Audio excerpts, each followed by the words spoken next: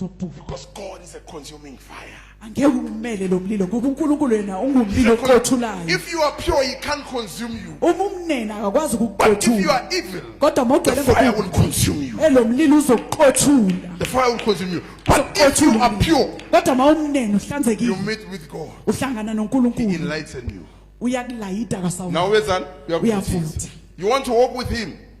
Ngemkhuba yakhe emibi, you might perish. Ungaphupha.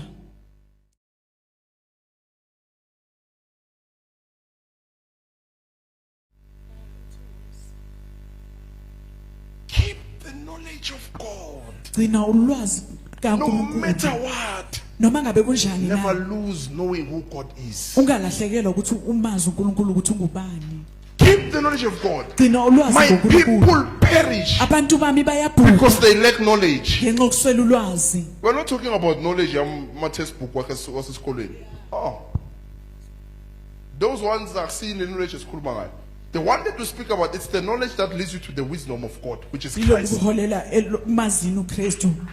Gives you what? The wisdom of God, Nikeza uhlakani kaNkulunkulu which is Christ. okunguKristu. Because knowledge must come. Ngoba ulwazi After kufanele knowledge, kuze- what comes? Wisdom. ukuhlakanipha. Wisdom.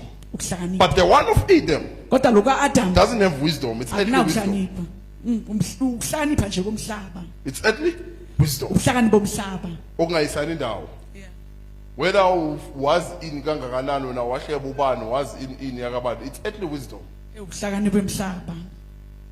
The same thing can later hit you. Leyo nto futhi ngakushaya kwasawena. Ikhomba ukuthi nawe udom njengalo muntu okhuluma ngaye. God, My people are destroyed for lack of knowledge of my law. of my Lord. Ngowami umthetho. I was of my Lord. My Lord is Umthetho the wami. word. Izwi. Of my law, where I reveal my will. Where I reveal my will. La ngimbula khona intando yami. Kuphi? In my knowledge. Elwazini lwami.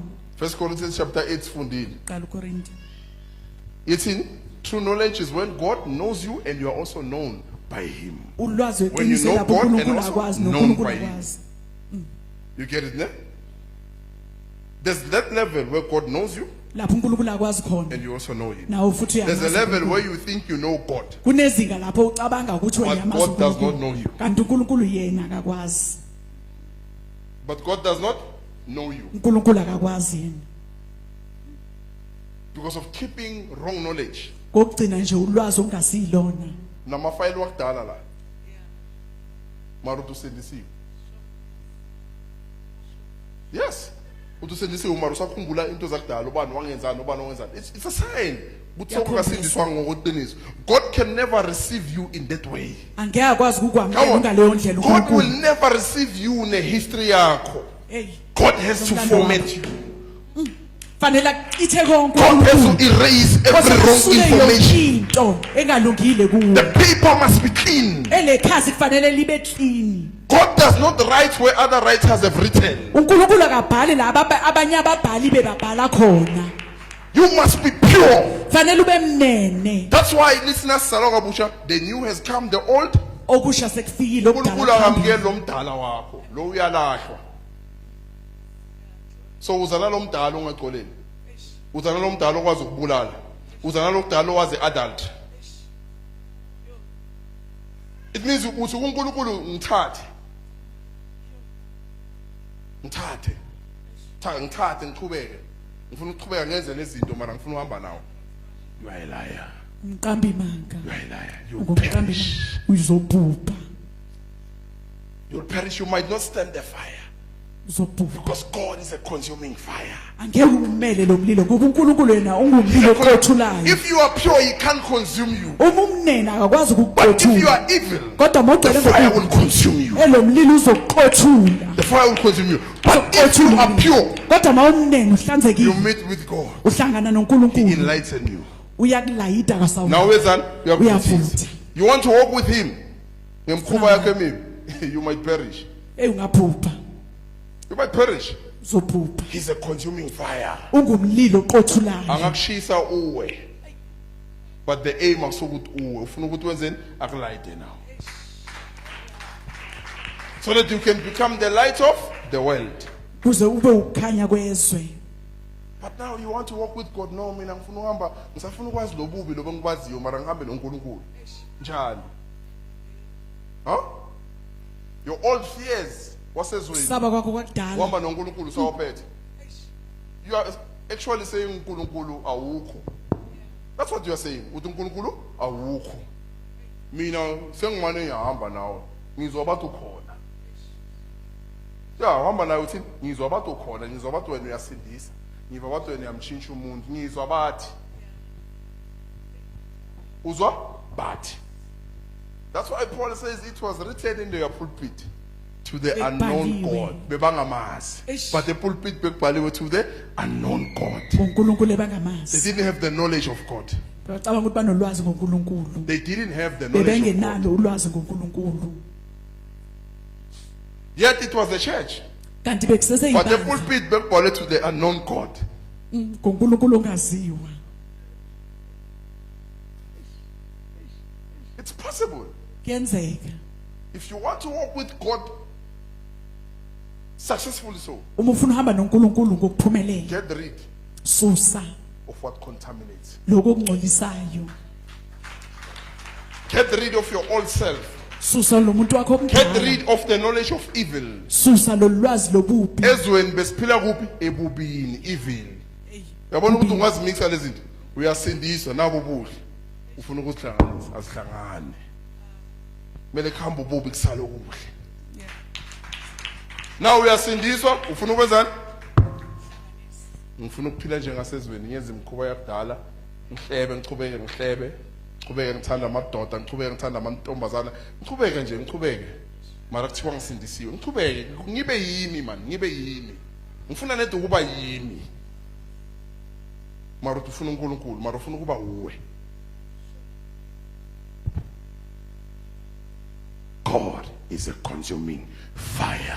uNkulunkulu ngomlilo oqothulayo. What is impure Okungahlanzekile can be consumed by that fire. kungashiswa yilowo mlilo. What cannot repent Okungaphenduki might lead to death kungakholela ekufeni before time. ngafika ngesikhathi.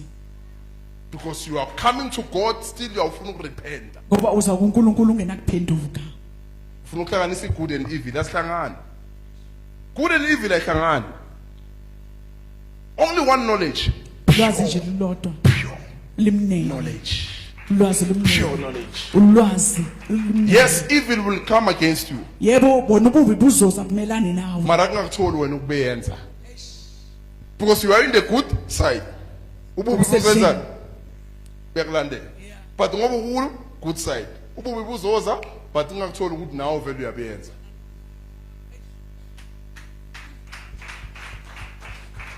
Yes, I know people don't want to hear this. Abantu abafuna ukuzwa lokho. Le yabagwadisa kabi.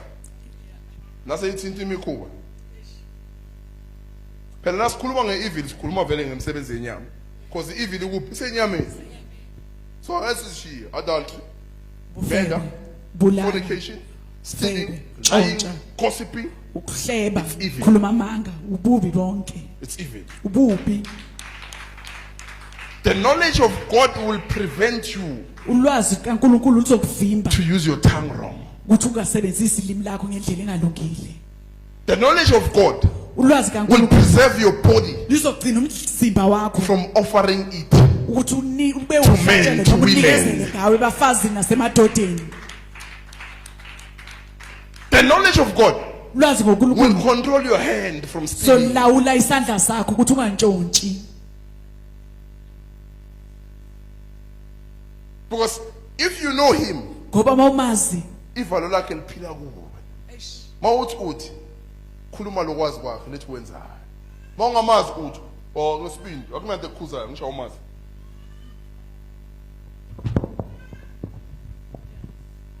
Sasa futhi ngale. Sasa futhi ngale.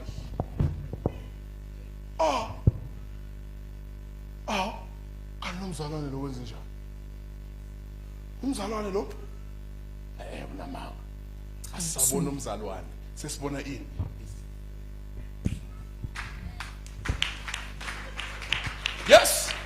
Yes, I'll put it rough. Uyibeka nje kanzima Yes. njalo. Uyibeka injalo nje. Repent. Phenduka.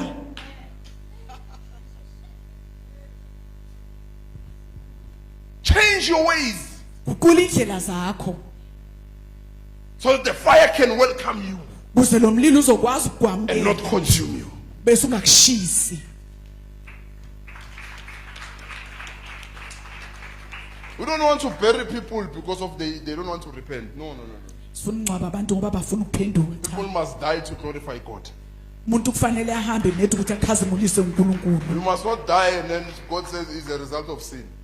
Fanele ungafi bese ethi uNkulunkulu umphumela wesono ke lo.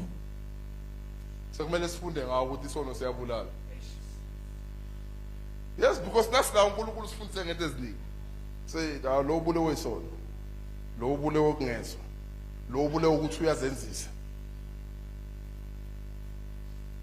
You need to change your ways.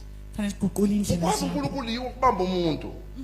Because I mean bongakhuluma nomuntu ongamazi manje. Athi ngilinde lapho unyeza. Ungamlindi?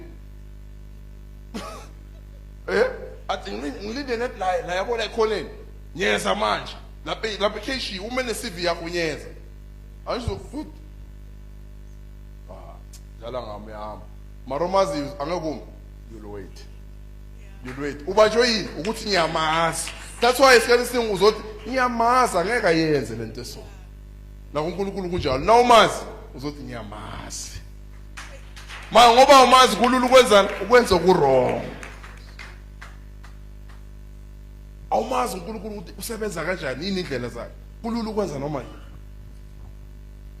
But tomorrow ufuna ukuba semoyeni. Hey, be careful. Aphela. Hey, be careful. Ngiqaphele. Hey, Aphela. dala ngomlilo. Hey, hey, be careful. Hey, the Spirit of God cannot be mocked, people of God. If you know Moya this, you kaNkulunkulu can't mock it. awudeleli umoya kaNkulunkulu. Hey.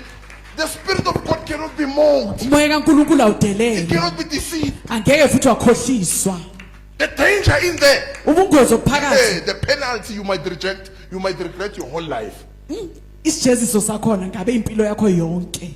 Bazothi uqalekiswa, Usono. kodwa awuqalekiswa.